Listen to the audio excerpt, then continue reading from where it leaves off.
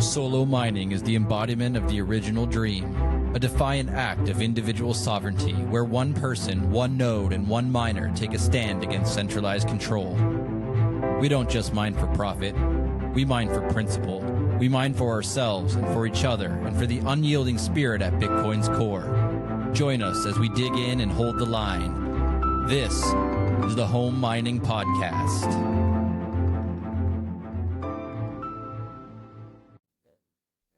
Hello and welcome to the inaugural episode of the Home Mining Podcast. I'm your host, Tusats, and I'm here with the man, the myth, the legends, Matt and Hunter, the founders of Solo Satoshi. How you guys doing? Doing good, man. Crazy day. That's all I could say. Been a fantastic ride, that's for sure. Awesome. I'm stoked that you guys could join me here tonight for the first episode of the Home Mining Podcast. All things BitAxe, home mining, decentralization, decentralized mining, Bitcoin. I'm just excited to hear your origin story, why this is so important, and why everybody needs to be running a BitAxe from the comfort of their own home. Yeah, man. We love to talk about it. This is what we do. We like to get people excited about BitAxe and get people excited about the movement and try to get everyone running a BitAxe, man. We love to do it. People are super, super excited all over the timeline on X. So many people jumping on board. I've had a ton of messages, lately after we did an episode together, Matt, on another podcast, and people just hungry to get involved, to learn more, to get started. And that's what really this whole show is going to be about from its inception is, the philosophy, the how-to, the education, the importance, and, who better to kick that all off with than you guys? Yeah, it's going to be a good one, man. Right on. So let's get started then with you, Matt.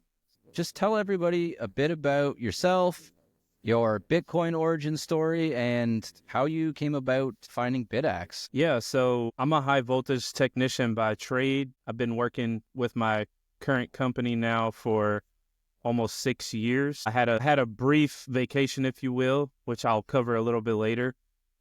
But high voltage technician by trade, super intensive business, man. Always gone, always on the road, always traveling the United States, always busy, always on call, work very long hours, always busy. I found Bitcoin in 2020, kind of during all the COVID stuff. At least that's when I decided to go all in. I picked up, my first book was Rich Dad, Poor Dad, started learning about assets and liabilities, really took the deep dive into the financial system after that. And as a free thinker, I just kind of noticed that nothing really made sense. It seemed like everything was a Ponzi scheme. It seemed like the system isn't built for the average person to win or to really become anything. And as a productive person myself, I always try to stay super busy learning and, staying as busy as possible. I picked up another book called The Creature from Jekyll Island. That's about the Federal Reserve and how they manipulate interest rates and how new money comes into creation and how inflation basically starts and how it continues to exist to this day. And I took the deep dive into Bitcoin around COVID. That's when I decided to go all in. And there's really been no looking back ever since. Now, there's like a crazy part to how I found BitAxe because I've always wanted to be a Bitcoin home miner, right? But the cost of entry is so high for the average person to get into mining. At least it was then.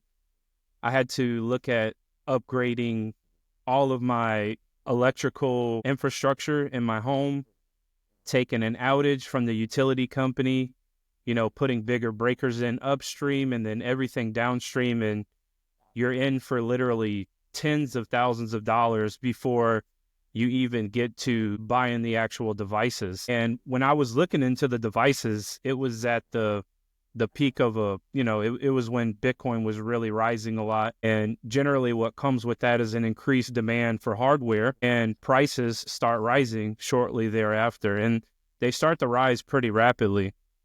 And I want to say, S19s were going for anywhere for 3,500 to high thousands, depending on how many you got and where you were looking. And I mean, 25 grand just to run a couple in my backyard and then build the building out, put AC in it, do all the electrical infrastructure. It just wasn't the right thing to do. It wasn't feasible. It wasn't affordable. It just really wasn't the right time. So, I just continued working, and I've always tried to be the best technician I could be. I just want to I've always wanted to give the customer really good customer service. And, before all of this, a lot of people considered me a company guy. So our company's color is blue, and a lot of people would say that, that I bled blue for the company because I just bent over backwards for them. I always felt like I had to. And, then something happened which just kind of changed my life and kind of put me into a dark place. So as a high voltage technician, we are subject to random drug tests at any time. We can literally be in the middle of a job, like balls to the wall busy. And at that moment, when you get that phone call, you have to go, or at least within a couple hours. So as a technician, when you get a random drug test, you're looking forward to it, because you're like, hell yeah, I get to get off early. Usually when you leave, it's pointless for you to come back. So you're looking at it as like, you kind of get off early. Well, I ended up doing a drug test. It was in West Texas somewheres at this really just rinky-dink place, like a garbage drug testing place. And like something that I never thought would happen, and just something that was never on my mind, because I have a family. I have a family, I have responsibilities, and I'm in charge of a lot of stuff. Like I'm a project manager on a lot of these jobs. I oversee a lot of guys. I'm in charge of not only my life, but everyone else's life when I'm on the job site, right?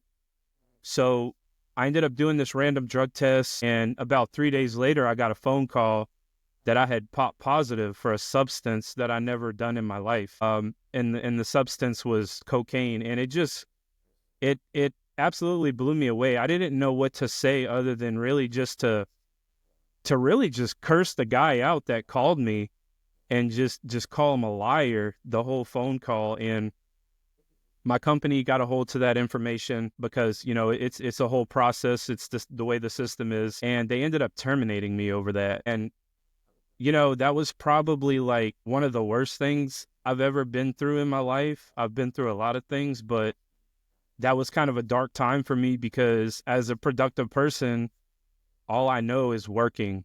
Like any problems I've ever had, any uncertainty I've ever had about anything, all that I've known is work. And that work has always been my way of escaping like reality, right? When I'm working, I'm motivated. I'm trying to solve problems.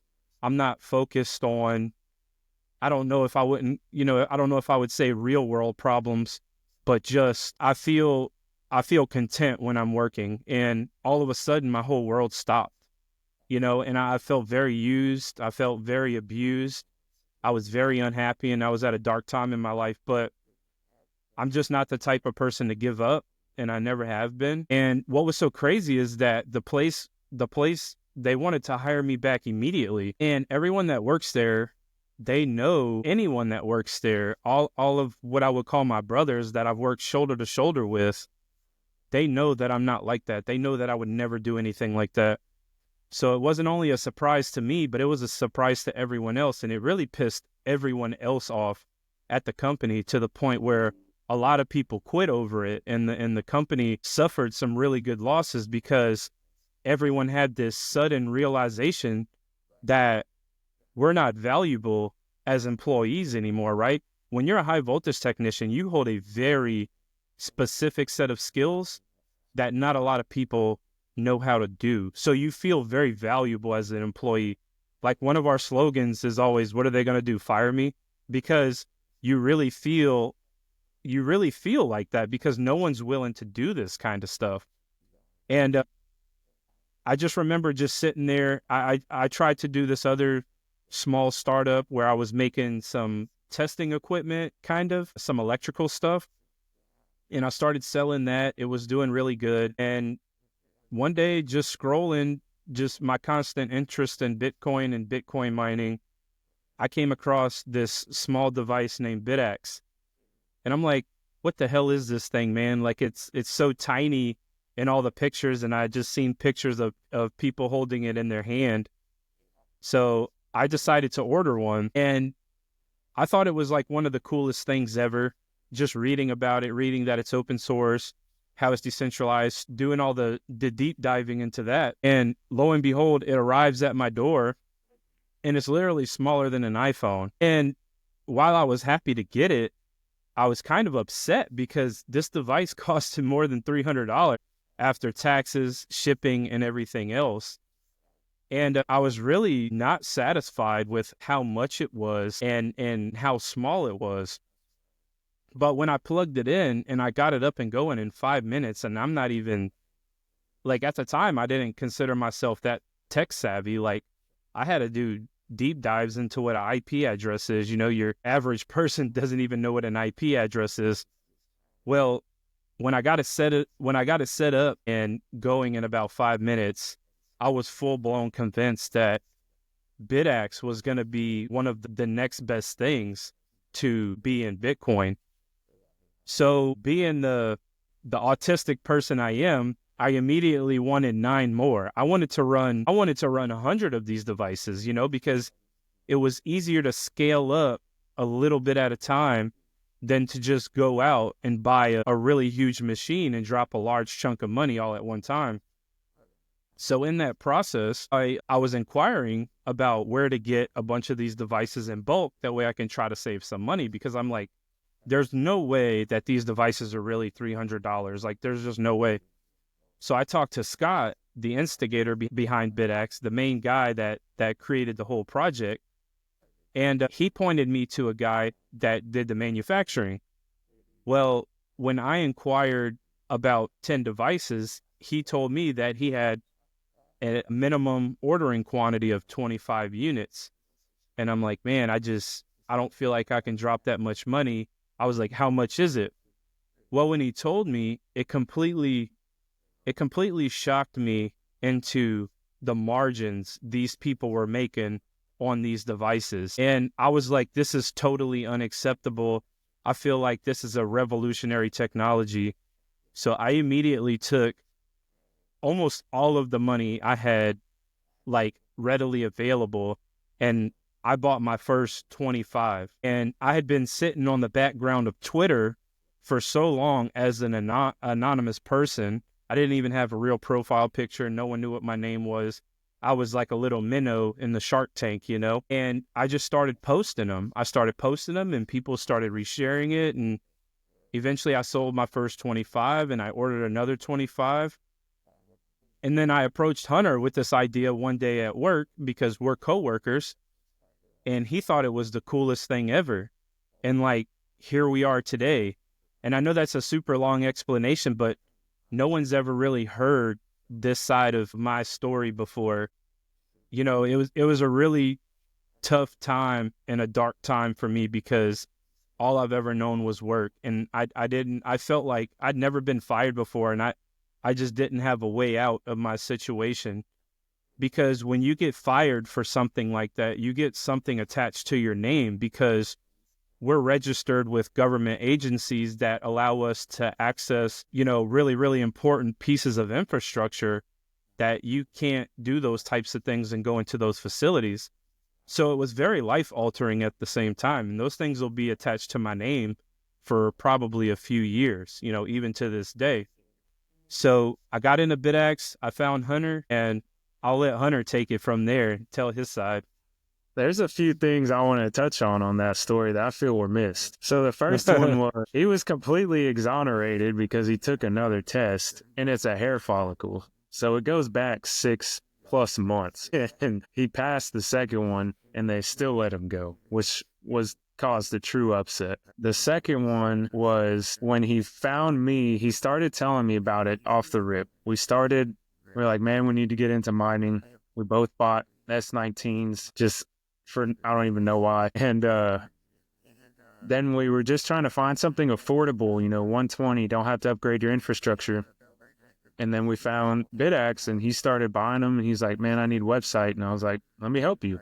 I'll break your website every way possible and tell you what needs to change. And finally, he's just like, man, you just want to do this together? And I was just, why not? For the better of Bitcoin, how could you say no? This device I felt was being very, probably not gate kept is the proper word, but to get this to the masses, the prices need to be lowered.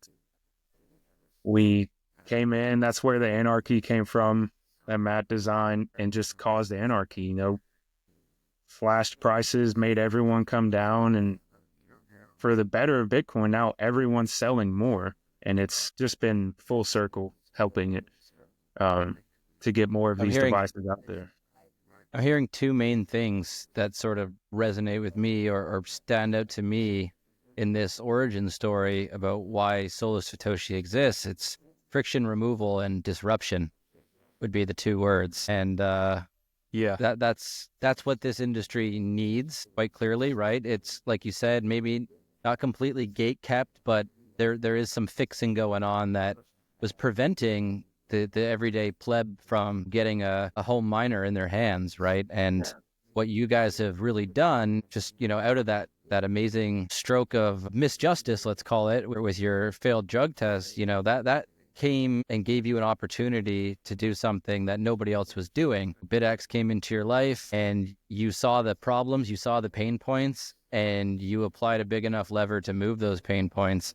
You removed the friction and you got disruption, going in an industry that was, kind of locked down, right? Like very inapproachable. You couldn't just easily get access to this stuff. And so I really love that, you saw those problems and you got right to work, like what you did with your other job, right? You're just a worker. You got to work and you solved problems. And now, 2024 was an incredible year for you guys. And so tell me, Hunter, a bit about yourself in that sense. Were you already into Bitcoin when Matt came to you with this idea? So I started dabbling into Bitcoin probably 2018, more from a financial gain, trading shitcoins and moving, just trying to make money basically. And then I finally read the white papers and understood it and kind of took a separate route. I actually was going to college, still working, and taking finance classes, business classes, and learning the system to, try to make better for myself, and just truly saw how corrupt and dysfunctional it is for any normal person to win, that you have to go spend $100,000+ to have a chance to roll the dice with the fiat system. And just thought back to Bitcoin, like, Bitcoin just makes sense. And so kind of that's where my path started. And I did lose touch with it for a while because I was still going to school, trying to get my engineering degree, and eventually landed myself also in the high voltage field, which is where we met. Jumped around a few companies and we ended up being of the same status, if you will. And what a lot of people don't understand is we say high voltage technician, people always say, oh, you're a lineman or you're an electrician, but it's neither of those things. And it's very hard to explain to someone who doesn't understand the electrical infrastructure.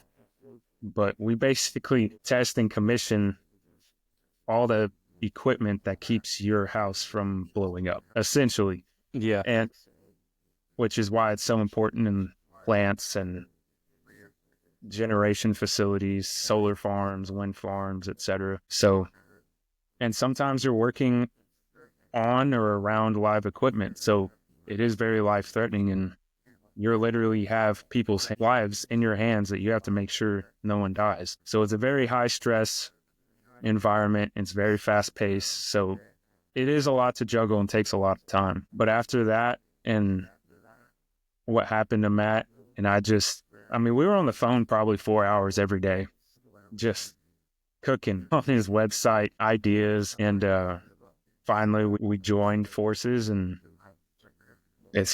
I feel the best thing that's ever happened to us. The only thing I can say is 2025 is going to be absolutely crazy. Yeah, those Yeah, blessings come out of the... Go ahead, Matt. When me and Hunter linked up, Solo Satoshi was born right then and there, before it was ever official, right? Like before all the bullshit business documentation and all the legal stuff and the partnership, all that crap. Solo Satoshi was born in an era where I was pissed off at multiple things. I was pissed off at the system for abusing me. I was pissed off at the current prices and just the way the market is. So Solo Satoshi was born with an attitude out of the gate, right? And that's how we carry our company. That's how we carry our brand. And that high stress work environment that Hunter talks about, the work ethic that it requires to be a high voltage technician, is the reason why we work the way we do. Because this is not for the weak. I don't know very many people who can go out there and work a 9 to 5 and then still have energy at the end of the day to do something.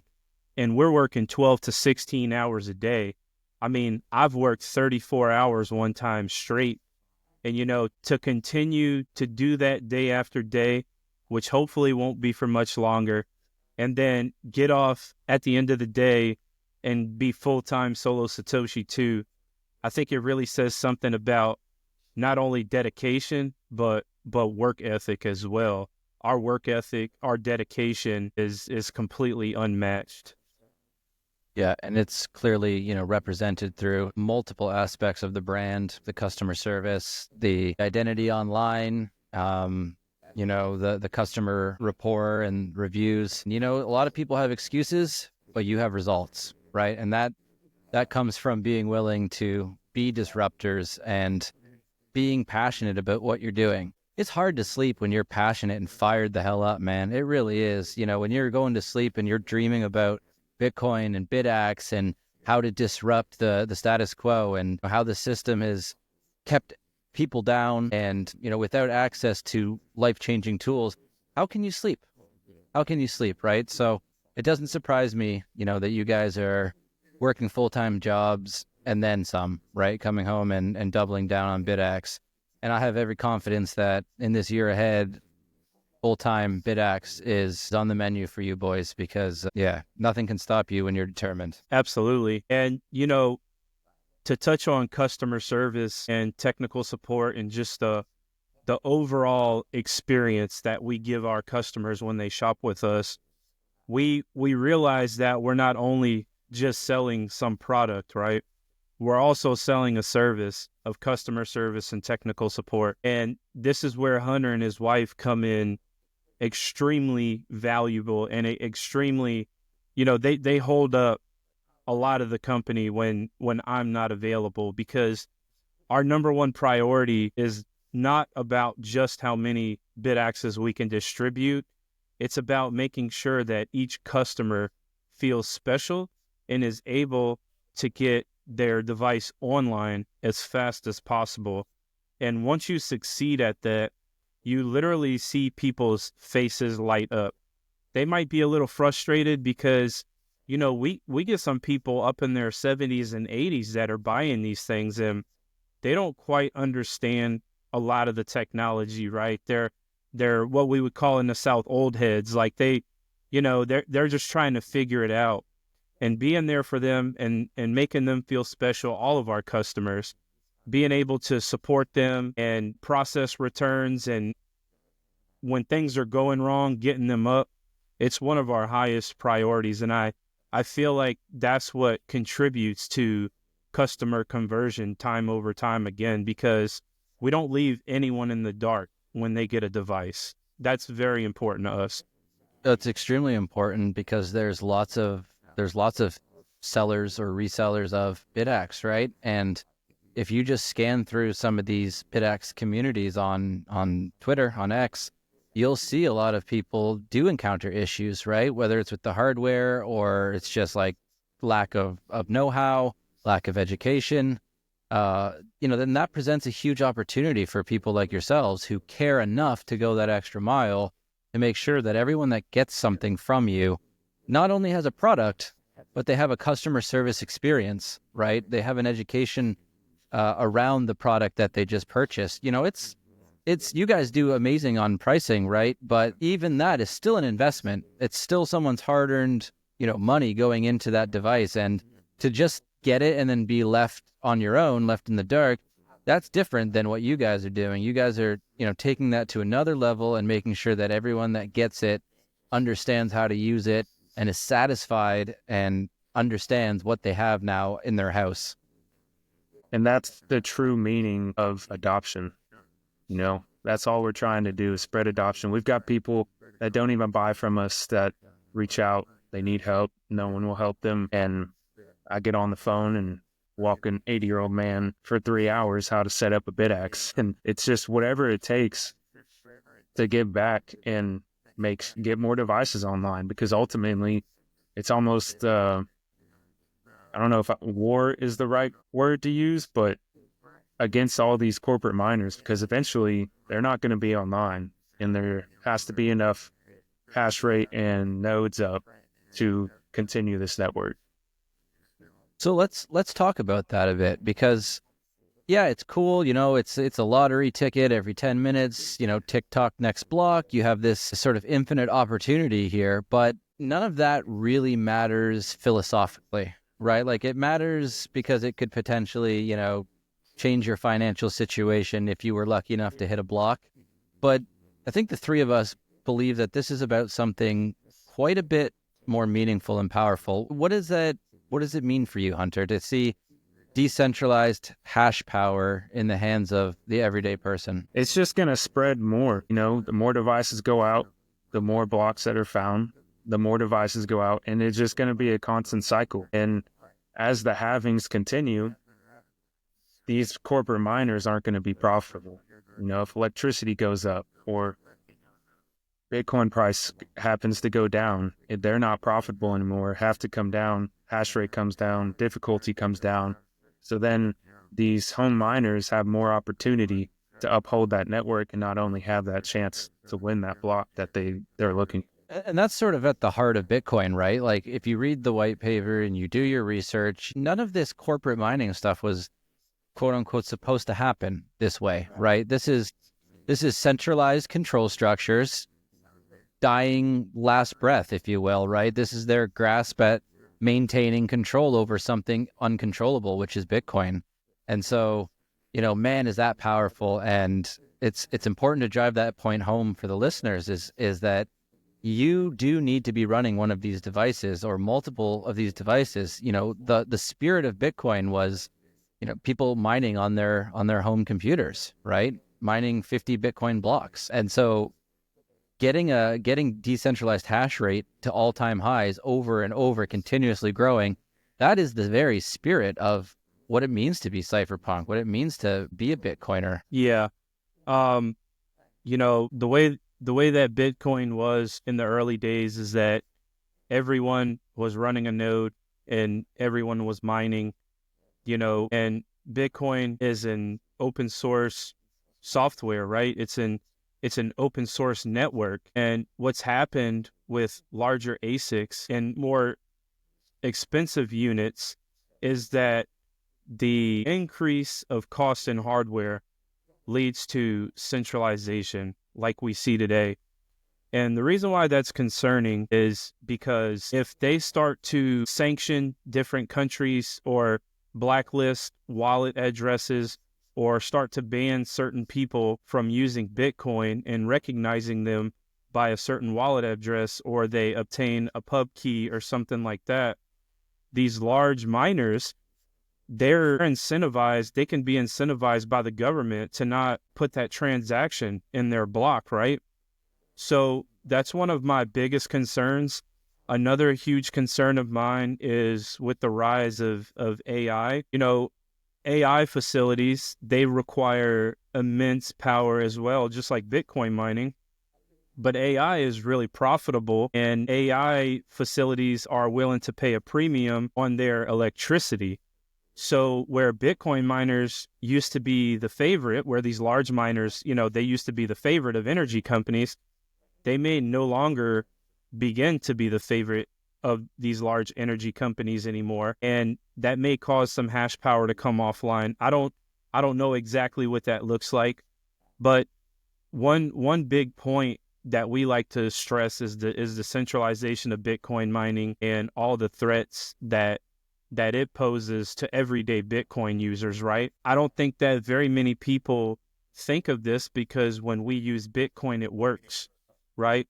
But if there was ever a day where you got targeted or doxxed, if your pub key got doxxed or anything and you couldn't send Bitcoin anymore, then Bitcoin, to me personally, would be worthless, right? If I couldn't use it, if I had my money locked into it and I couldn't send it anywheres or buy anything with it or potentially trade it back for dollars or whatever you want to do with it, that's very dangerous when all these large mining facilities are as big as they are. It's a security threat on its own, with how large they are, and they're all central to these places where there's cheap energy. They're out in the middle of nowheres, and it's a huge security risk for the network, because I feel like a lot of people take for granted that Bitcoin works. And one day, I'm not saying that it's promised, we're speculating, obviously, but it's very possible that, that block censorship or transaction censorship could happen from these larger mining facilities. Yeah, that's a fantastic point, and something that I feel like is really kind of back of mind for a lot of people. Like it's not the first thing that they're thinking about, right? And I know a lot of people that own Bitcoin that really believe in Bitcoin, but they don't really know the first thing about mining, and they don't really understand any of the technical, the back end stuff, how their transactions could be censored, what the attack vectors could be. So I'd love to kind of just rewind a little bit with you and have you explain some of the basics for people listening to this about, what is a pub key, what are the dangers, and what would it look like for a government or a centralized control entity to control or censor transactions or have control over the participants in some way? Well, your pub key is, essentially the main key of all your holdings, right? So if someone was to get a hold to your pub key, they can see every transaction you've ever made, and which is a severe security risk on its own. You never tell anyone your pub key, never type it into the internet, never take a picture of it, number one. Well, if a government entity was to get a hold to your pub key and you were ever deemed a threat for any reason they seem valid, they can blacklist your wallet, and all of your wallet addresses, your receiving addresses, all of your addresses can be blacklisted because they're all generated from that pub key, right? And what that could look like as far as censorship is, government overreach, right? Government targets these larger pools that hold majority of the network. You see Foundry hitting God knows how many blocks a day, much less blocks back to back. I mean, there's been some days where they hit 6 blocks back to back, every 10 minutes. It's kind of scary. So imagine a world where, someone told Foundry, Antpool, and all of Antpool's proxies, hey, you can't put any of these transactions in your blocks at all. These are blacklisted. Well, there may come a point, once someone else mines a block, that your transaction gets passed through, but it would be exponentially harder to get a transaction to the other side of wherever you're trying to go to get your Bitcoin wherever it's going, right? And that's just sort of a scary place. I mean, that's one of the highest risks that I see right now in the space is transaction, is mining pools blocking transactions, potential transaction censorship. And it would be very easy for a government to do. That's why Bitcoin mining should never be centralized to one section of the world or one government at all. Yeah, that makes a lot of sense. And we know governments love to overreach, censor, control, Oh yeah, and What? disable. Never. No, never. Yeah, it's a never. fairy tale. But yeah, I mean, If you're not doing nothing wrong, you don't have anything to worry about. That's what they oh say. yes, of course, of course. I'm sure the Canadian truck drivers, yeah, they were doing nothing wrong, and they had a whole lot to worry Yeah. about. So, Mhm. but that's all fascinating. And so can these, let's say, a government sanctions or subpoenas, or they get in contact with one of these big mining companies. How does that mining company then blacklist a pub key or wallets so that transactions don't get put into a block? Is that something that they manually do? Yeah, I mean, so I obviously don't run a large mining pool, so I don't know the absolute specifics of it. But generally, when you look at a block that's mined, there's different pieces of data or transactions inside that block, right? And each one is specific to a wallet address. So, I mean, I'm sure it's some sort of algorithm or something. I'm sure it's not manual. It's just they would get told not to pass any transactions through. And if you're everything's like everything's automated on their part. I doubt that these guys are really doing any manual work. They list the pub key or they list the certain wallet address. And Bitcoin's blockchain is very transparent, right? So it's not hard to follow those coins around once you're doxxed. And I feel like that's why a lot of people like the no KYC movement, and it's very significant. That's a totally different subject as well.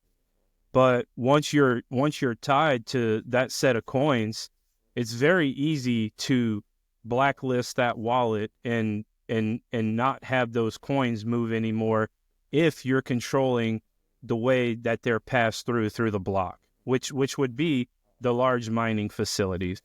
So we've sort of seen something like that then from what I'm gathering with when people did coin joins, right? And their coins are now dirty. They're flagged. You can't get them on decentralized exchanges. You have, basically left a footprint on your Bitcoin that says, don't deal with this person. I don't accept their coins, which is sort of antithetical to Bitcoin, right? But that's, what happens when government gets involved and tries to outlaw and control parts of it. So now just extrapolate that a little bit and imagine that happens to your transactions just on a potential day-to-day basis, limiting you because the centralized entity was told to limit you. That's quite frightening. It would be detrimental to our business because we're transaction heavy in Bitcoin. Obviously, we're a Bitcoin business. We accept Bitcoin as payment all the time, multiple times per day. And a lot of our partners and people that we deal with are also Bitcoin businesses. And it would severely hurt us and hinder us. But it's not even about business. It's about, what if someone's trying to send money to their family overseas or in Mexico or in any South American country, right? Because it's used over there. It's a way to send value from permissionless across borders. There's not supposed to be a limit to it. And that's why BitAxe itself is so necessary, because a BitAxe doesn't care. When a BitAxe is solo mining, whether it's in a solo pool or solo mining to a node, mining to its own block template, it doesn't care, because the people who are going to run these devices, they are for decentralization. So the more blocks that start to get mined by BitAxes are the more transactions that start to get passed through the system, or the network rather, that aren't subject to centralization or sanctions or being blacklisted or anything like that. It creates a more freedom money network and makes Bitcoin work the way it was designed to be. So let's just do a thought experiment with that. If you were, for whatever reason, blacklisted, if you were running a BitAxe and your own node, could you then pass your transactions through or get them included? Or that's not the workaround, that's not the solution. Once you're blacklisted, you're in trouble. No, so kind of like I stated before, when your transaction gets broadcasted to the network, right? You're going to pay a fee, and then depending on the urgency of your needs, you're going to be prioritized depending on the fee you pay. Well, if Foundry has you blacklisted and they're hitting 6 blocks, well, you have an hour to wait, where as if a BitAxe was finding a block every 10 minutes or every 20 minutes for rather, there is no censorship, because a solo miner would be running its own block template.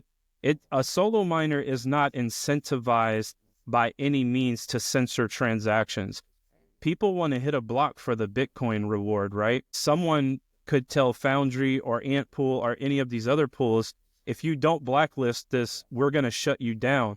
What are you going to do? Come to my house and unplug my BitAxe? And what are you going to do? You're going to go door to door and unplug every BitAxe around the world? It would be the biggest game of whack-a-mole you've ever seen on a global scale.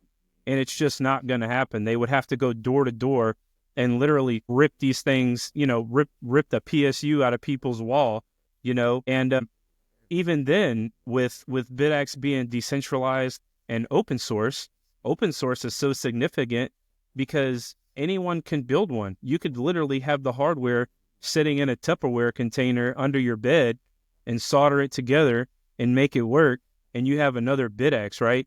You could put it in a steel box and bury it in your backyard, and you could build it later. That's the true power of open source and decentralization, is that the files are out there for anyone to make one.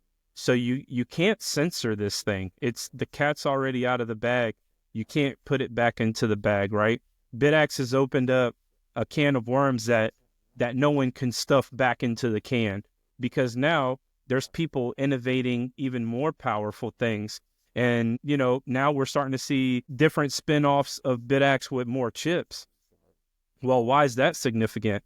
Well, that's significant because now, instead of someone running one chip, you have 4 times, if you're running a board with 4 chips, you have 4 times the possibilities of finding a block, right? Now, imagine everyone running a 4-chip device. Well, now you just cut the factor, down by 4 or you increase the factor of people finding a block by a factor of 4, right? And that's why multi-chips is going to be one of the best things you're going to see in 2025. And I think multi-chip versions of BitAxe or different spin-offs of BitAxe are going to be really significant, because the more chips that are out there, the more terahashes that are out there and distributed amongst people worldwide is going to contribute to more blocks being found from these open source, decentralized BitAxes. Yeah, that's amazing, and it really drives home the importance of a BitAxe. That really is in keeping with the ethos of Bitcoin, right? That kind of makes it resistance money, like it was intended to be, right? And not more centralized garbage, right? The fact that, what you just explained about the node and the distributed, decentralized global hash power being basically the sword in the fight against being censored and controlled. They cannot stop this thing if it really reaches mass adoption, which is why that explanation and the mission of Solo Satoshi is so damn powerful and inspiring to me. It's like, it really drives home the unity between owning a BitAxe and why we hold Bitcoin and why we believe in Bitcoin. Yeah, and that's another thing as we've grown. Obviously started with BitAxe, and shout out to Scott for this amazing project. And now all of the other devices that are coming out and these developers are creating is just truly awesome to see. And it's going to be even more incredible to see what the future brings. And we just love to help be a voice for those developers, give them the respect they deserve and spread their word and get more of everyone's open source device out there. That's all we will ever carry. That's all we will ever push is for open source, because that is the true future of Bitcoin, and to keep it going. Yeah, and we know that open source development is just underfunded, to put it nicely. It's just disrespectfully underfunded and undersupported.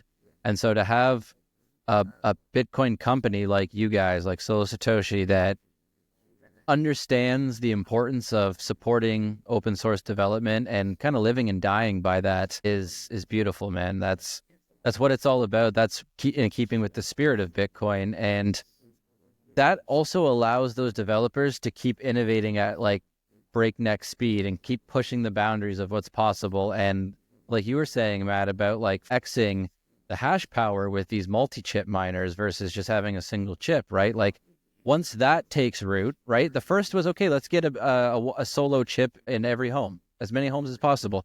Now can we X that? What happens when we can 8X that, right? What happens when we can just keep developing in an open source way, and some other brilliant developer gets a hold of this and they, make it compatible with all sorts of things, solar and other energy sources, and just multiplying the capabilities of these devices. I think that's a really powerful and important point that most people aren't considering, that this is just going to reach critical mass at some point and just take off into the stratosphere. And to always, it's a yep. A really important thing for us is to always give back to those developers and those groups as well. Always, each device, a donation goes back to the group, to the developers, so they can continue on and get more help. I hate to pry, but do you know of any other BitAxe sellers that are taking that level of responsibility? And you don't need to name names or anything like that, but are you guys the only ones that thought, hey, we need to be taking a portion of these sales and giving back to the people that are, No, so on the official BitAxe.org website, there is a list of verified sellers who commit to listing the source, which would be the GitHub, essentially, all the open source files on their website under the product. And there's also another little bracket next to that says if they donate to OSMU or not. And there are a lot of people who donate to OSMU. So it's definitely a widespread thing. It's not just us. Obviously, with the type of volume we do, we contribute a lot, and everyone else contributes a lot. So it's just good because, like you said, funding is one of the biggest things that lacks in open source, because a lot of open source things are simply ideas, right? You find someone at the hobbyist level or a technical level, someone who really understands all this, and they work really hard to put this project together, but oftentimes they don't have the ability to scale, or they don't have, maybe let's just say, the marketing skills or the social skills, right? Because a lot of people who are really productive, or a lot of people who like to work, they don't like to talk to people. They don't want to deal with retail. They don't want to deal with a lot of headaches, right? So you have a lot of these developers who develop these ideas. They make their ideas work on paper, and then they make a physical device work, and they put the files out there, and they're like, okay, this is where I'm capped at, right? And this is where people like us and other people with capital come in, and we look at how to scale this thing up, right? We look at everything. Okay, we look at the efficiency, we look at the terahash, the hash power. We look at it as a whole, and we get good feedback from the community and our customer base. We get an overall consensus of what people are looking for, and that's how we choose what to sell to people, based off of that feedback that we get. But I feel like everything in life sort of starts as an idea, but unfortunately, the way the world works, it just takes a lot of capital to push that idea and really scale it and make it happen. And that's what we love to do. We love that challenge because it's so hard. It's so hard to scale. It's so hard to figure out all the bottlenecks with manufacturing and where the chips are coming from. It's like a big puzzle, and all these puzzle pieces are everywhere as well. over time, for doing this long enough, you start to put all the puzzle pieces come together, and you can relieve a lot of the bottlenecks, right? So we're actively looking into those types of solutions. And when those solutions come, you'll see more value for your hash power, right? Because currently a BitAxe Gamma sits at $180 on our website, and it's 1.2 terahash. And there's like a big thing with larger miners who kind of scoff at the project because it is so expensive per terahash, so to say. But what you get when you start scaling up manufacturing, you start marketing and getting that demand, right? You start getting people excited about this and blocks start being found. You start attracting the capital, which allows the scalability, which then allows the price to come down even further. Because if a person is only making 100 BitAxes, they're not going to get the components for very cheap, right? We also agree that BitAxe prices are not still where they should be, but we are the primary reason that BitAxes are as low as they are today. And that's a bold statement to make, but that's exactly why we're here, and that's exactly why we exist. And a lot of the people who were early on in the project before a BitAxe hit a block for the first time, I think those people know that. And honestly, I feel like we hold such a valuable spot in the community. That's our overall consensus. We really try to lower the price because we realize that's the barrier to entry for everyone. $180 is kind of expensive for Americans, right? Like, you probably think twice about spending $180 on something that's going to sit there, and you don't know if you'll ever be rewarded back or not, right? Well, that's even more so for people in less fortunate countries. So that's things we really want to try to work on. We want to try to relieve bottlenecks. We want to try to relieve manufacturing. We want to get away from Bitmain chips. And I think a lot of that's coming in 2025 for sure. We're looking at scaling. We're looking at integrating different ASIC chips on boards to basically tell Bitmain go fuck themselves. And we're gonna fully try to scale this thing, and we're gonna start slapping more chips on boards, and we're gonna make that cost per terahash come down. And like I said, what you do when you put more chips on a board is you start increasing the frequency of which blocks are found. So there's a statistic right now that 50,000 BitAxe Gammas would find a block on an average of probably every 75 to 85 days, right? So that's 50,000 single chip Gammas, just Gammas running, solo mining. They have to be solo mining, of course. But once you start slapping 4, 8, 12 chips on a board, you're cutting down that time by however many chips are on the board and however fast you can distribute them. And I think a lot of people take BitAxe at face value when they see these single chip iterations come into the market, right? Or being sold. But I don't think people understand a lot of the framework that's being built for multi-chip units to come. And again, I think 2025 is gonna catch a lot of people off guard, and it's gonna kind of be that slap in the face moment where they realize, hey, this is actually something. Yeah, that's going to catch a lot of people off guard for sure, because they are looking at the wrong time horizons, the wrong picture, let's say, right? They're looking at, wow, it's expensive, or, per terahash, and, we're never going to hit a block with just one, and all these things. But what you're kind of dancing around saying outright is that, some massive things are coming that is going to allow that hash power to get cheaper and multiply, the amount that people have access to at home. And, out here in Mexico, not a lot of people would be able to put a single chip 180 USD miner in their home. But when these multi-chip units come out and the supply chain gets less gate kept, you're going to have that price for the single chip units probably come down quite substantially, right? And then what happens? People in these other countries can start to run this. And that is the big picture. The global hash rate is then distributed, and you're going to get more BitAxes online, more blocks are going to be found, more headlines are going to be made, and we reach kind of escape velocity from there. So how many How many BitAxe gammas, by your estimations, are running right now? You said 50,000 or so to see a block every 70 to 85 days. Yeah. In the grand scheme of things, BitAxe Gamma wasn't released that long ago. I know we've sold a couple thousand. There's some other big vendors overseas who have been selling 1,000. I mean, it'd probably be my estimation, maybe close to 4,000 or 5,000 gammas have been sold so far.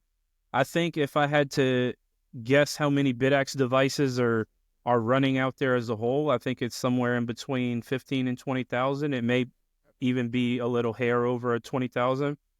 But the numbers right now, BitAxe should be hitting a block on an average of every year, maybe a little bit more than every year. But at the rate in which BitAxes are being sold and coming online, as we've stated before, that time starts to go down over time when BitAxe finds a block. And like Hunter said, it's one of my favorite sayings because it's so true. People buy BitAxes, a BitAxe finds a block, a new wave of people usher into BitAxe because they're like, I got to know about this thing, right? You get all these YouTubers and bloggers, and you get retail super excited now, right? So they buy a BitAxe. Well, then a block is found that much faster, and it's just this circle that starts getting smaller and smaller and smaller, and it starts happening more and more frequently. And eventually you're going to see a BitAxe hitting a block every month, and then it's going to go down to every 3 weeks, and then it goes down to every 2 weeks. And then once 1 million BitAxes are online, you're going to have a block being found on an average of every 3 to 5 days. And by the time we get to that point, that's only using a 1 terahash model. By the time we get to this point, we're going to have 8, 12, who knows? Somebody might make a 20 chip board. You know, there might be 20, 30 terahash BitAxes before we know it. I mean, who knows, right? And now you're talking about, it's really all about how much you want to pay for electricity, right? To secure Bitcoin and try to take your shot at a reward, and how much you're okay with dedicating from your finances to the decentralization of the network and freedom money. But as we see these bigger units come online that have more hash power, it just cuts the time down of finding blocks down by a lot.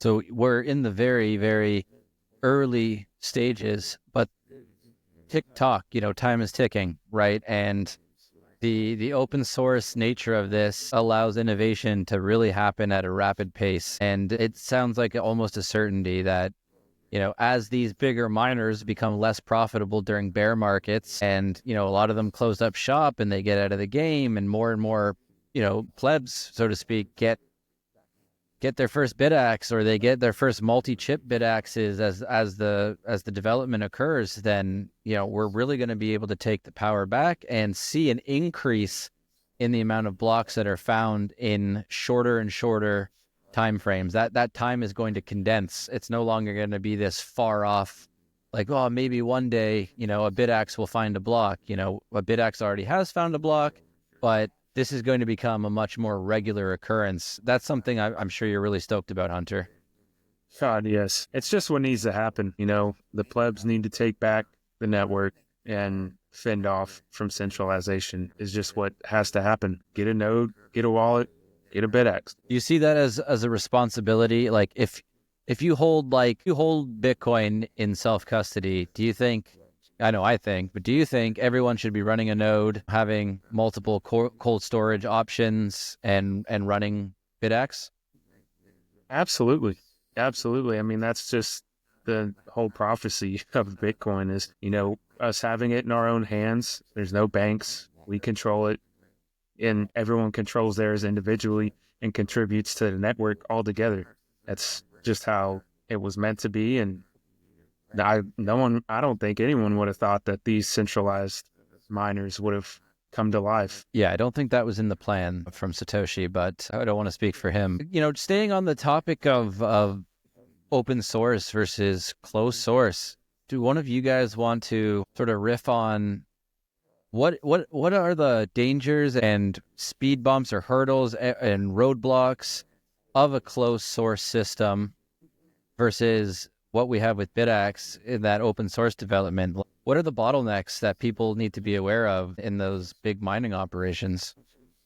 Well, I know Matt gets like super fired up about this one, so I'll let him get at that. Yeah, so closed source is controlled, right? It's trademarked, it's patented. There's no innovation to be done except for this small team of people, right? Unless you're looking at a bigger company. But you look at an iPhone and it's been revised and released. It's the same thing every single generation, but hey, you get 2 better megapixels, or hey, we added a button that you can pull your camera up with now, right? And it's controlled, it's trademarked. A lot of the products are garbage, and to be quite honest, it's very slow. It's slow in the development process. When you get into something that's open source, you have everything available for anyone around the globe to look at. So you can create something and someone says, hey, this is wrong, I'm going to change it, and they make it better. And then someone else comes behind them and they go, hey, we could have did this and made it better. So they then make it better, right? You have continuous improvement over such a smaller amount of time. And then you have massive breakthroughs, right? Like, we're currently running one, single chip boards. Well, then someone comes and finds out, hey, you put a couple of these things on the board and you do a minor change to firmware, and maybe you put a little bit more voltage to it, and hey, now you have more hash power. And then someone comes behind you and they're like, hey, we have this BitAxe accessory port that no one's using. Why are we using this little crappy screen? And now they have a full-blown touchscreen integrated into a BitAxe. Now you've turned a BitAxe into something really, really special, which it's always been special, but there are these things that projects are always constantly missing that a lot of people just maybe don't think of. But when something's open source, it allows people to do different spin-offs of it. And then someone can take that spin-off and do a better spin-off of it. So over a shorter period of time, you start to see these exponential improvements over such a short amount of time. And BitAxe is still in its very, very, very early stages. But you're going to start seeing technological innovation and releases so significant over a short amount of time because the whole world has access to this and can work on it at any time, any day, 365. Yeah, this is very interesting, and this might be a bit abstract, but follow me down this rabbit hole, boys. It's sort of the story of humanity and sort of the story of the world, right? Like certain people have had access to technology and innovation and the ability to create, and other people haven't, just sometimes based on where they were born, right? And with a BitAxe, you're really taking that at a core level and distributing it to anybody in the world. And eventually, as the price comes down, it's going to be even more effective, right? And I think that's the sort of the beautiful story of humanity, is that the way we did get as far as we've gotten is from standing on the shoulders of giants, right? Standing on the shoulders of the people that came before us, that pushed for more, that tried to innovate, that saw a seed that someone planted. Maybe it was 100 years ago, and or 1,000 years ago, whatever, and they innovated on it. They took it to that next level. And I think that's the fight that we have just in humanity and in the world, is decentralized versus centralized, open source versus closed source, trademarks and patents versus open, creative, ingenuity, innovation, right? So is that sort of how you guys feel about all of this? Absolutely. I think the open source community is just going to surpass the closed source by just miles ahead. And they have no option but to lean on open source to, revamp their closed source. But their closed source is still going to have the same issues. It could have security issues or drawbacks here or there, bugs, where the open source, you've got people all around the world working on this that, hey, I found this bug, I fixed this. Just 24/7 working, and you can't get that out of a company that's working 8 hours a day. Yeah, these centralized entities, these closed source entities, they have a due process on everything, right? It might take them a week to get approval on an idea to fix a bug. To whereas if someone's developing in the United States, by the time they go to sleep, someone on the other side of the world is waking up, reviewing their code, saying, no, this is wrong, and it's improved right then and there. You're talking about days to weeks in a field where one day is like 6 years, man. You know, the space innovates at such a rapid rate. We're fully indulged in this system, right? Like we're fully in this community. We read all of the content. We talk to a lot of the people, and it's literally impossible for us to keep up with everything because there's so much going on at one time. And the significance of a BitAxe hitting a block is not only does it bring more people into the space that want to buy a BitAxe to run it, to try and hit a block, but it also gets future developers excited about wanting to work on the project because it validates that it serves an extremely important purpose. And I feel like we all work for money and to provide our families with the best life possible. But I feel like even if you're making a lot of money doing something that you feel is purposeless, or if it doesn't serve a good purpose, you're not happy. I know a lot of people that work on things just because it's fulfilling and it makes them feel like they have a purpose rather than the money, right? So I think there's a lot of future software engineers, a lot of people who know about mining hardware. I think you're going to see a lot of people turn into this project, and you're going to see an inflow of crazy capital come into this project, people who are going to try to scale. You're going to see a boatload of developers come into it. It's a network, right? And it has the network effect to attract people who are like-minded and people who are interested. And the reward isn't just about potentially earning more Bitcoin. It's about attracting the people who can push the project to the next level. And I think that's one of the most interesting things about open source and BitAxe in general is that this is now done. It's a done deal. It's being innovated on. It's being integrated into tens of thousands of homes across the world, right? Soon to be millions. And there's no stopping it. There's no terms of engagement. You join a community and you start working on Bitcoin. You start working on BitAxe. Open source has always been the ethos of Bitcoin, and it needs to stay that way because closed source just leads to increased hardware prices and centralization across the board. And that's not the ethos of Bitcoin at all. Yeah, 1000% on board with you there. And, you know, we're in a, like Hunter was saying, we're in a war one way or the other, right? With this closed source versus open source. You know, you have to realize the people that are in control of these giant mining conglomerates, they're not doing it for your benefit. They're not doing it necessarily in the spirit, in alignment with the ethos of Bitcoin. They're doing this to turn a profit, right? And while, you know, that's the capitalist world that we live in and everybody wants to, you know, make profit, if the only thing people care about is making a profit, this thing dies, or it doesn't have the meaningful impact on the world in terms of magnitude of change that it could have.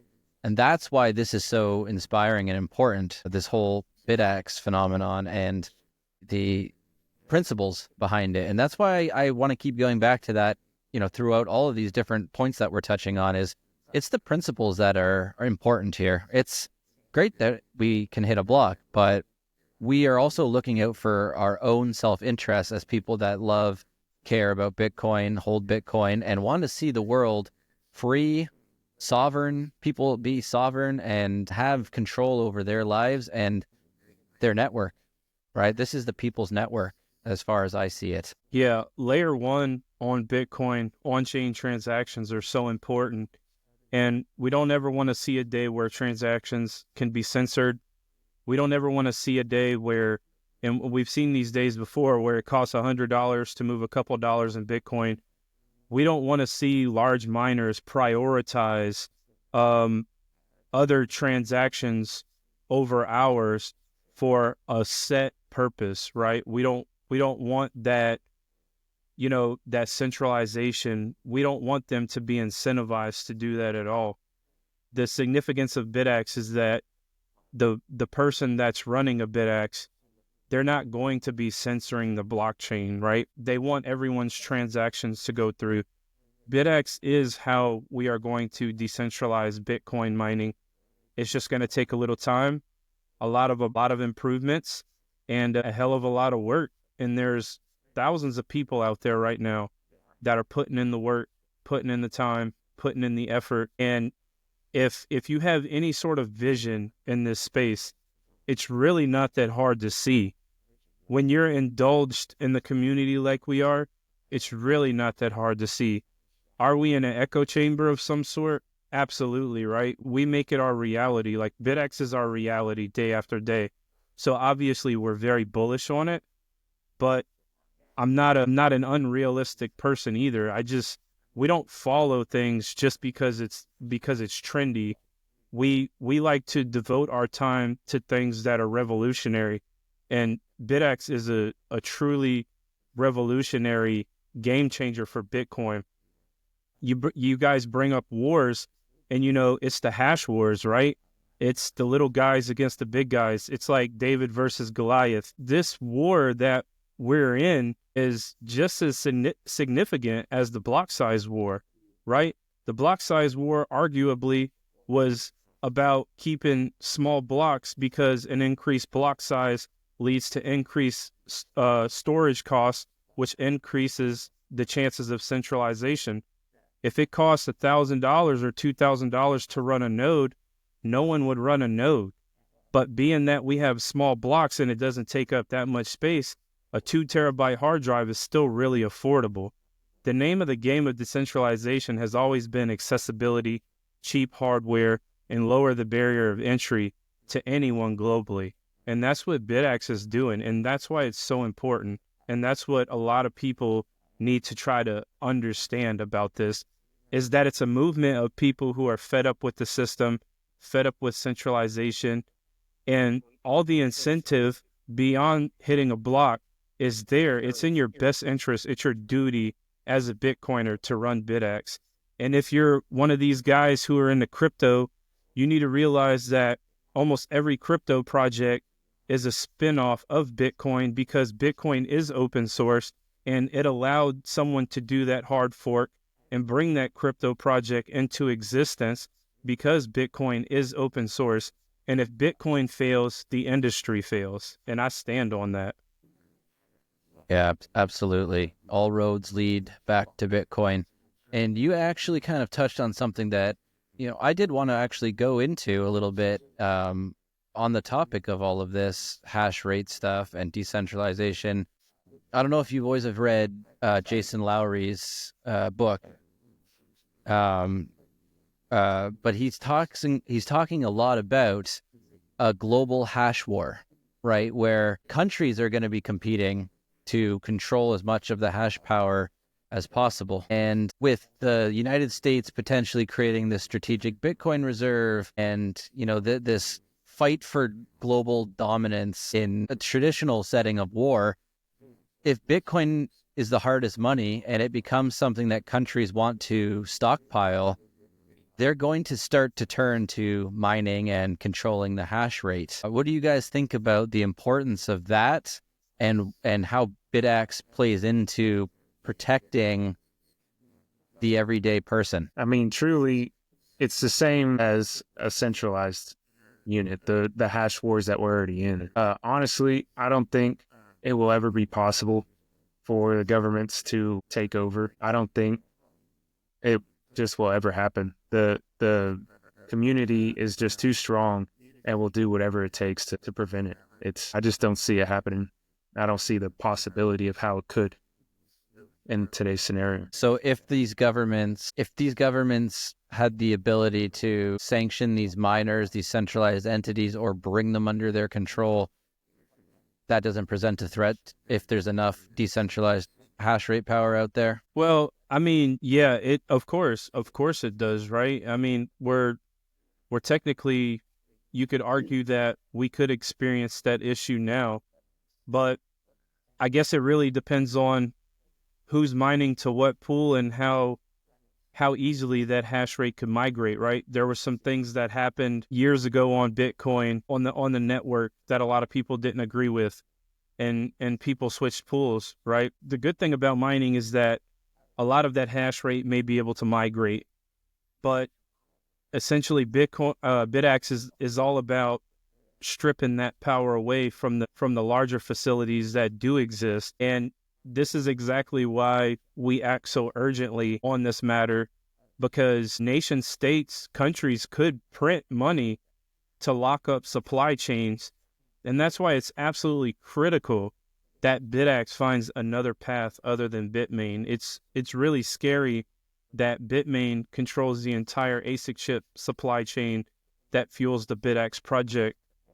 And I think there are a lot of things to be said about that. I think there's a lot of solutions coming to that eventually. It's just finding those potential routes.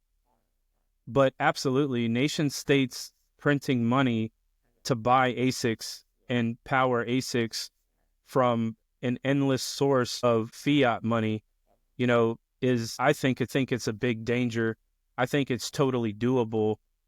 But the hope of the BitAxe project is to distribute enough hash rate to where it makes it financially impossible for people to try and take over the network, because not only are we adding hash power to the network, but we're also adding difficulty, which makes it more and more unprofitable for large miners over time. Yeah, well said. And we can't necessarily print more Bitcoin, which is fantastic, but we can print an infinite amount of fiat with which we can try to control these supply chains, which you were mentioning. What do you got for us, Hunter? The capital it would take would be so astronomical to not only build these gigantic mega farms and the power that it would take to power them. And then, yeah, they could print all the money they want, but that's just going to increase inflation, and the dollar is going to just go into the dirt and make it worthless. So they won't be able to buy it. So I feel like it'd just be an endless cycle of impossibilities. That's fair. That's fair. Yeah, it's just worth it to, consider all the different threats or possible attack vectors. And really, it just serves to illustrate how important it is to open source the world and decentralize the hash power. And they can always manipulate the numbers if they control them. Yeah, exactly. Yeah. And even if such an attack was to happen on the network, the project could always fork, right? Because it's, in the end, it really all comes down to the nodes, right? Whoever runs the best version of the blockchain, that's the network that wins. That's what you've seen with the block size wars. You had everyone in the network, or a majority of the network, migrate to or want to keep small blocks, right? And big block guys went off and started their shitcoin. And it's still failing till today. And you see Bitcoin being widely adopted because it's all about a network of somewhat trust, right? We say, like, don't trust, verify, but money is always comes down to, or whatever you consider money, always comes down to what the majority of the people trust to be money. If we didn't want the dollar to be money tomorrow, and majority of people didn't use the dollar tomorrow, inflation would be ridiculous, right? Like if we seen the dollar lose its global reserve status, we would see an endless supply of dollars flow back into the hands of people that do use dollars, and it would make it more worthless, or maybe just useless from that point. But I feel like if such an attack happened on the network, it may set Bitcoin adoption back decades, or a decade, because people have to trust, for adoption wise, people have to trust that the network works the way that it's intended to, that no one can control it. But it's just kind of a given fact that as Bitcoin becomes more popular, there's going to be speculative attacks, kind of like what we're talking about here. But the beauty, again, of decentralization is that the power lies in the hands of everyone that's productive, innovative, and that uses the network. And it's your best incentive to do anything in your power to prevent those kind of things. And BitAxe puts that tool directly in your hand. Beautifully, beautifully illustrated. And I think that really drives home the importance of, if you are a Bitcoin holder and you care about your financial sovereignty, your security, and the security of, your family, your fellow man, and humanity at large, like it's really your duty to start thinking about what we're talking about here and investigate getting a BitAxe and investing in a node and being your own sovereign entity and really contributing to the bigger picture here. That's something that a lot of people probably aren't considering if they're not already running a BitAxe, right? But that is an important, overall statement or point that we're making here, is that it's just not about the number going up. It's about so many bigger things. It's about principles, and it's about ultimately freedom and Bitcoin being resistance money. But it can only be resistance money if we're running a node and running a miner at home. Talk to me a bit about the future. Is one of your number one priorities finding better sourcing for chips than Bitmain, and how are you going to go about that? Well, there's a lot of things. I think there's a lot of revelations due to happen in 2025 or this year rather. Sorry, it's New Year's, trying to still calibrate my mind. I think there's going to be some things that happen that are significant this year. Old CEO of Twitter, Jack Dorsey, he has blocked, former Square. They're doing their own ASIC chip. They're going to be doing their own ASIC chip manufacturing, distributing, whatnot. I think there's some other options that are going to come into serious play, but it's all about ASIC chip independency. From what we've been told and just kind of our due diligence on reading on ASICs and talking to professionals that are very highly intelligent in this subject matter, it's very hard for the average Joe to make an ASIC chip, right? It's very, very proprietary technology. You look at an ASIC chip or a machine that manufactures an ASIC chip, an ASIC chip is like a work of art, man. They're putting so many electrical circuits into something that's literally, it fits in your pinky, it fits on your pinky. It's such a small proprietary piece of technology. I don't know if we'll ever have a truly open source ASIC, because the machines that make the ASICs or have the technology instilled in them to make the ASICs, they're so expensive, right? So it would take I would say it would take some sort of a mass group effort to really and truly have an open source ASIC. It takes millions and millions of dollars to be able to get in the ASIC chip game. And majority of the ASIC chips only come from Taiwan. That's a centralization risk all on its own, right? Because if China invades Taiwan tomorrow, we kind of seen this stuff during COVID when ports shut down and everything shut down. You had vehicles sitting in at the ship docks for months because they didn't have semiconductors, right? So it just kind of goes to show you how centralized the chip supply is. And I'm really hoping for the next few years that we bring manufacturing back to the United States and that we could see that ASIC chip independency once and for all and try to maintain it, because I feel like for BitAxe, for this project to really take off, it's missing that ASIC chip independency.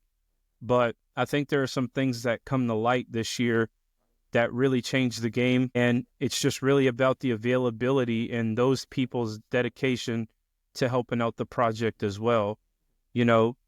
The good part about being loud and vocal about BitAxe is that, when some of our stuff gets a lot of likes and a lot of shares because we are so vocal and we try to make sense to people of a subject that's not often thought about, it starts clicking and some of these posts go like semi-viral, right? And it catches the eye of creditable investors or people who have money who can make some of these moves and try to bring this technology to this project. And I think as BitAxe, again, just to reiterate, once BitAxe starts to become more and more relevant to more and more people, I think the incentive is there for more capital to come in, and it just attracts not only intelligent people, but people with the capital to further move the ideas of ASIC independency, because we need semiconductor manufacturing in America. That's one of the most highly centralized, manufacturing processes in the world. Well, we're starting to see a lot of people with interest in BitAxe and mining in a decentralized way, with the capital or the connections and resources to potentially contribute that kind of innovation and separation of control from, that centralized entity or entities in Taiwan. It only takes, and I'm not saying it's going to be Saylor, but it takes a Jack Dorsey, it takes a Michael Saylor, it takes somebody with capital and the right incentives and the right interests and the right spirit to get a hold of this idea and say, hey, here's how I can leave my mark on this and bring this to a better place.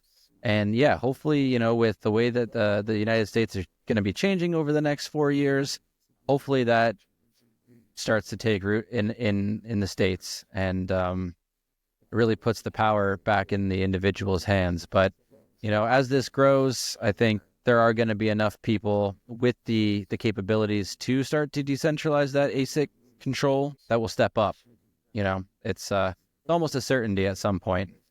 So Hunter, what are you most excited about in 2025? Like, what one big problem are you hoping that Solo Satoshi solves or that BitAxes can help solve?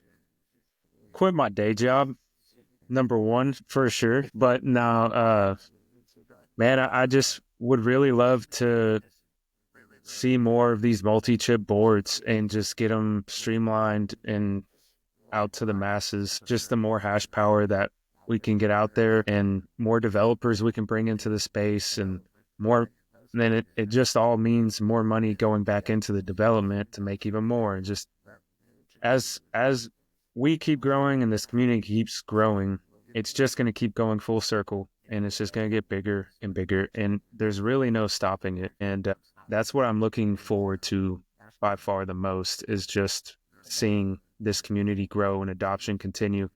It's been very impactful for me, just seeing how many people who don't even really know what Bitcoin is. And they reach out, start asking questions, how do you do this? What is that?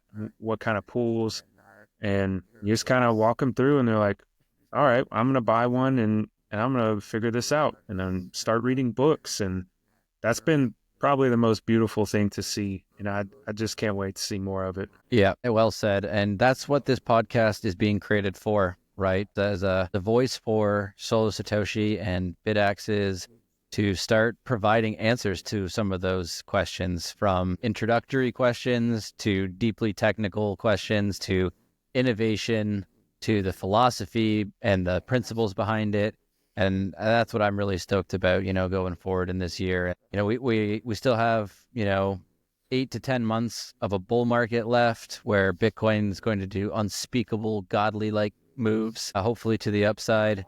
And then we have the bear market, which is where people really build. And so let's look ahead to 2026 and, let's say 2026 to 2030, where we're going to be in that sort of stage of the cycle. What do you think? What do you envision for BitAxe, after this bull is over and we're in sort of that bear market? What kind of innovations do you guys hope to see, and what kind of drive do you guys hope to see then? Man, I feel like it's so hard to say, because like Matt said perfectly earlier, one day is like 6 years already. It's almost unfathomable of what the possibilities are. Yeah, traditionally things tend to slow down in a bear market.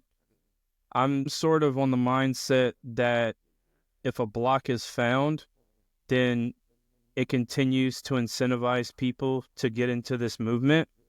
And regardless whether the price is up or the price is down, there's still going to be a block found every 10 minutes. and the incentive is still going to be there for people to run BitAxe. Obviously, when the overall consensus is of consumers or people buying Bitcoin, when the overall consensus is bullish, there's an uptick in sales, things get crazy. But I think we see that time and time again when a BitAxe finds a block as well.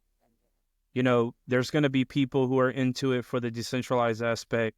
There's going to be people who are into it for the lottery aspect. And I think there's just something to be said, no matter what part of the cycle we're in, that people are going to continue to purchase and run these devices. And I think one of the best time for scaling and making moves is in a bear market. It seems that's when everyone really just starts to try to grow, because when you're in a bull market, you're so gridlocked with trying to move stuff around and get to everyone that it's really hard to grow, right? You have to have a really good team. You have to have the time, right? Like, time is one of the biggest things. It's one of the most finite things in life. You only have 24 hours in a day, and you have to try and sleep sometimes.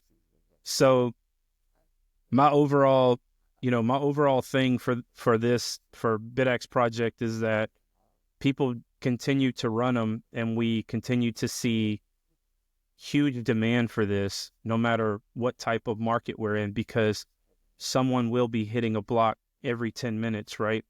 It might not always be a BitAxe, but the devices go out to the masses, the full circle continues, and even if Bitcoin went down to $50,000, the reward is still 3.215, right? So that's still life-changing money to someone.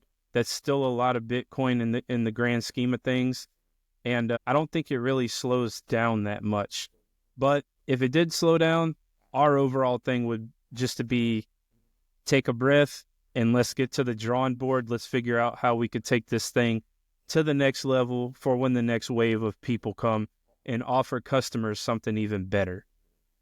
That's Yeah, and exactly. Solo I think Satoshi was born in a bull, right? So you guys have not been able to slow down and take a breath, right? It's like constant demand, constant work on top of your full-time jobs. You've just been pushing product, pushing the limits, and that slowdown, if it ever does occur in any sense, will give you guys a chance to pause, take a breath, look at what's possible, look at what innovation has occurred, look at what's next, and arm yourselves for, the long game, so to speak. hope and would imagine personally that it would actually pick up if price were to go down, if say 50,000, which would be crazy, because then the big miners are going to come offline. BitAxes, the solos, smallers are going to start hitting more. Prices for all your components are cheaper, so development can speed up and every price comes down. So that's what I would hope for in that market. You just never know. Yeah, that's sort of what I was thinking earlier on in this conversation was, everybody wants to mine when, the price is making 50% jumps and, there's profit to be made, which is why these centralized conglomerates even exist in the first place. But when it's not profitable, it hurts them. It hurts them big time. And it's not, mining is largely not profitable for those, those years, right? And that's a big threat to their whole business model. And that's what it is. It's a business model for them. And so for the average person, 3.215 Bitcoin is life-changing. You can't buy that much. I mean, you don't make enough money in your fiat mining jobs to be able to invest enough to get 3.215 Bitcoin. And that's only going to get harder as time goes on too, right? The hash rate, more hash rate coming online from the plebs during those bear years is going to happen because the odds are going to increase. The hysteria, the mania around people finding more blocks with BitAxes in that bear market is going to amplify, and word is going to get around. It's going to be something you can't ignore, and it's going to be something that you want to be a part of. Yeah, so, in an event where Bitcoin price was to dive, difficulty tends to follow the direction of the price, right? Because a lot of people who are paying a lot of money for electricity tend to come offline. Everyone has their hash price where, some people might even mine at a deficit just to accumulate, right? Just to basically DCA, I would call it. But I'd like to point out that, when we first started this whole endeavor, that we weren't really in a crazy bull market. And there's just always been this super high demand for BitAxe. And what initially started the big inrush on BitAxe wasn't a volatile movement to the upside in Bitcoin price. It was BitAxe finding a block. I still remember the day where me and Hunter, we had 500 devices in the truck with us, and we were going to the Nashville conference, and we were 4 hours outside of Nashville. Still in it. And me and Hunter were kind of worried because, me and Hunter were kind of worried because we didn't know if we were going to sell all these devices. Like we took on all this extra inventory and really just kind of shot in the dark. We were running a booth for Scott. It was like a last minute favor. He was like, "Hey, you guys are like crushing it on sales. You guys are screaming about BitAxe. Like, you want to run this booth for me at the Nashville conference?" And we're like, "Man, I've never did anything like this in my life. Sure, we'll give it a crack. We'll talk to people and mingle and stuff like that." And we were super nervous. We had all this inventory, a lot of uncertainty, right? And we were 3-4 hours outside of Nashville, and our phones just started blowing up. We were listed on Amazon and our website, and just sale after sale after sale, and then call after call after call, text after text. And that's when BitAxe really, really blew up. And I think that's something to be said in regard to the price movement, that it really doesn't matter if Bitcoin's price is to the upside or the downside. I think what excites people is the potential of getting that Bitcoin reward. Running this little small standalone device on a bookshelf and walking over to it one day and potentially seeing block found. Like I said, even if Bitcoin's price was $50,000, over 3 Bitcoin is hard for someone to grab, much like you said. And it's still life-changing, and it's financial freedom. I think that gets people really excited. And of course, when we seen this uptick in Bitcoin's price, and being the holidays and everything too, there was definitely a lot of sales. But I don't think that really controls like the overall sales of BitAxe. I think when people start finding blocks more and more frequently, I think that's when things just take off completely out of control. Yeah, for sure. And when we see that next block found, we're going to have even more proof of that, right? We're going to see another, mass hysteria moment where people are like, shit, I need to be running one of these, don't I?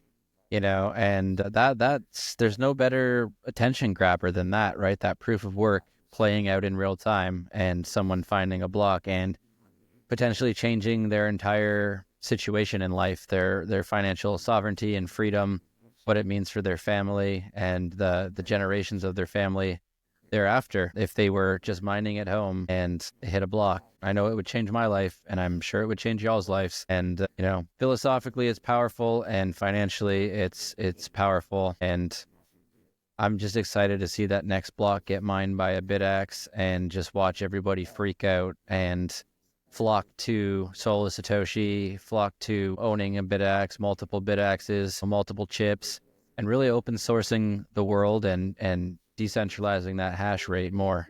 So how many BitAxes are you guys running each? Tell the people. They want to know. We have a lot of BitAxes running because we're always doing technical support and troubleshooting and stuff like that. So Hunter always has 10 running. I have a bunch of different variations of different BitAxes running, some Ultras, some Supras, some Gammas. I even have this super cool Hydro setup that a guy named Neil on X made. So it allows you to push the Gamma just a little bit harder and get almost 2 terahashes out of it. So we like to run them. We like to try to blow them up, really, and just push them to the limits, of what they can do. It kind of gives us the specs that we're looking for, and helps with customer feedback as well when they ask about overclocking potential and stuff like that. So it's just as much of a project for us as it is for retail. We're still trying to push these things to the limits and come up with different ways to see how hard we can run them. But yeah, we definitely running a lot of BitAxes at one time. Fantastic. Yeah, there's no better proof of work than people that are selling something, actually using it day in and day out, pushing it to its limit, seeing what makes it tick, what makes it break, and ultimately what's possible and what could be done better.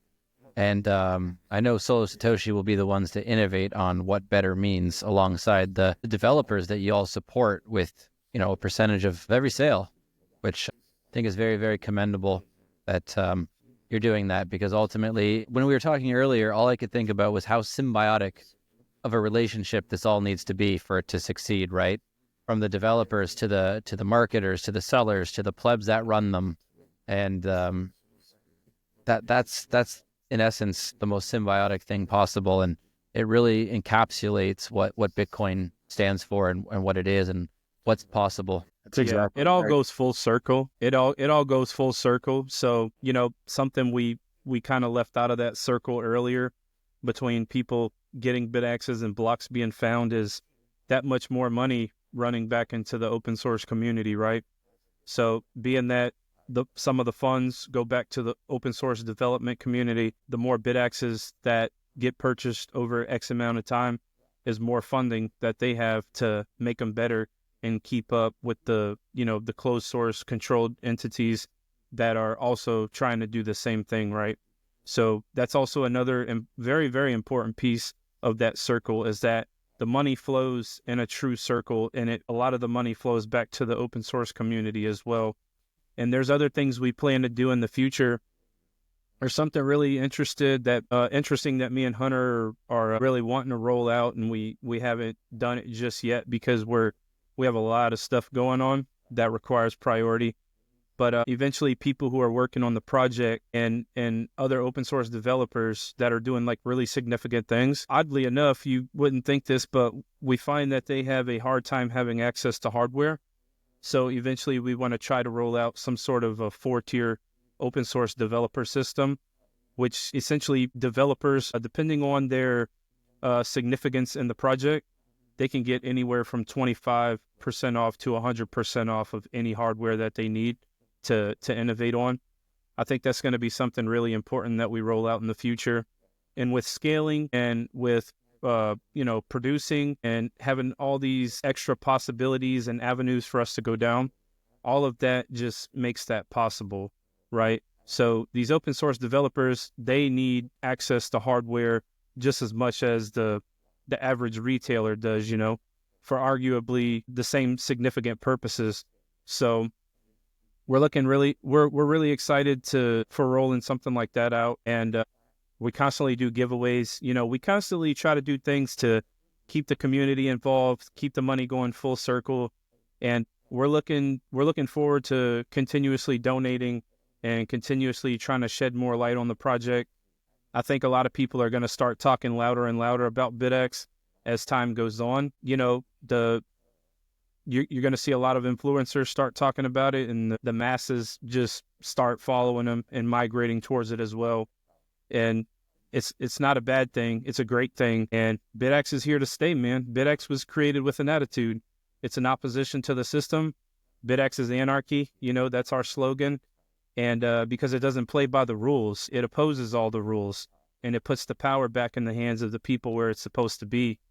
And that's very extravagant. BitAxe is a very important project. And if you're out there and you're an open source developer, or if you know anything about ASIC mining hardware, and you have a couple of spare minutes at the end of the day, or a couple of extra hours where you're looking to be productive and give back to the community, you should absolutely participate in this project. And if you're out there and you hold any sort of specialties that can contribute back to Bitcoin in any way, I think what's more important than trying to take away from Bitcoin and always expecting Bitcoin's price to go up forever is to give something back to Bitcoin. You can give your proof of work back to Bitcoin, and it'll pay you back tremendously.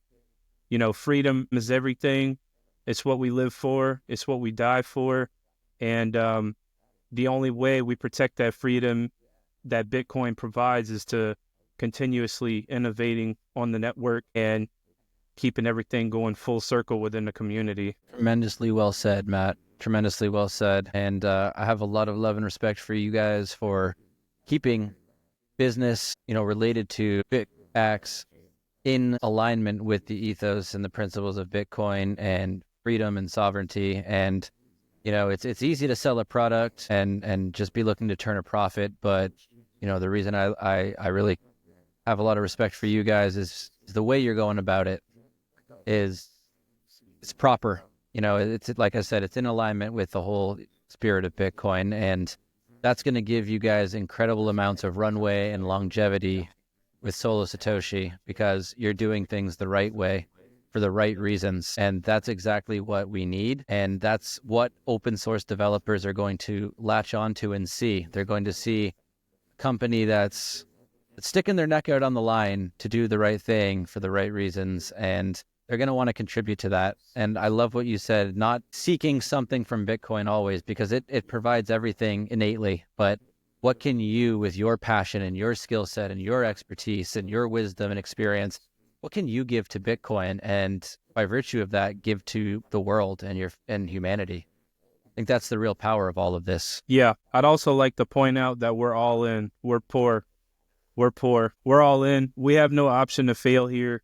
And I think everyone else should be all in on this project. Scott's a great guy, very good heart, very good person. The whole community that's constantly innovating on the project and doing different spin-offs of the project, they're all really great people. Everyone has their own personalities. Maybe at times, not everyone's going to get along, because you have so many different types of personalities. But what you look at a lot like politics is that even though everyone has their disagreements, is that everyone does still have the same core beliefs at the end of the day. And Bitcoin is definitely worth, coming together for and trying to keep that financial freedom, because if we lose that financial freedom and it falls in the hands of the wrong people, then all this work was done for nothing and we're controlled, and that's not a world that I want to live in. That's not a world that I want my kids to live in, and we're not doing all this work for nothing. Like I always say, we're here to stay. We're all in. We have everything we've ever worked for invested into this, and there's absolutely no option to fail. I have every confidence that you will not only not fail, but you will excel, and you'll accomplish your goals, your mission of decentralizing the world, open sourcing the world, and getting a BitAxe in every home or as close to it as possible. Is there anything that we didn't touch on that you guys want to make sure that we get in here? Come on, Hunter. I know you got something. I've been keeping mental notes on each topic. I thought that was pretty good, man. Yeah, I think we went deep, we went wide, we covered quite a bit in these 2 hours, and just wanted to give you guys the last word there. If there was something that was still top of mind, tip of the tongue, but I think we covered a tremendous amount that is going to provide not only a lot of insight, but education. It's going to answer a lot of questions. It's going to be a good intro for some people, as well as a good deep dive on a plethora of topics for more experienced BitAxe users and miners, right? So with that said, I really want to thank you guys for taking all this time out of your night, your evening, to sit down and go deep with me about all of this revolutionary technology that we're in possession of with BitAxe. It's been a pleasure. That's for sure. I look forward to the future of it. Well, we'll all be there lockstep together, with attitude, with sovereignty and freedom at front of mind. And your links are going to be in the description below. So if you guys want to get in contact with Matt or Hunter, you can click their links below and you can shop for your very own BitAxe in the links below in the description. Until next time, this was the Home Mining Podcast by Solo Satoshi. Later.